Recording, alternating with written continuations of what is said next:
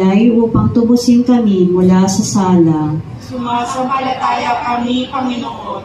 Mabuting pastol na nag-aalay ng kanyang buhay para sa minamahal niyang kawan. Sumasampalataya kami, Panginoon. Tinapay ng buhay na siyang nagbibigay ng buhay na walang hanggan. Sumasampalataya kami, Panginoon. Tayo pong tumayo.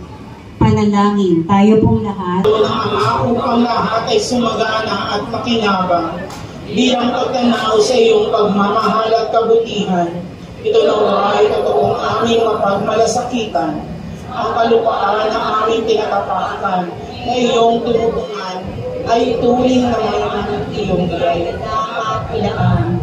Ibahagi sa iba at gawing biyaya. Huwag kami maging sakin na ito ay ang tingin. At sa amin ay wala nang matirhan upang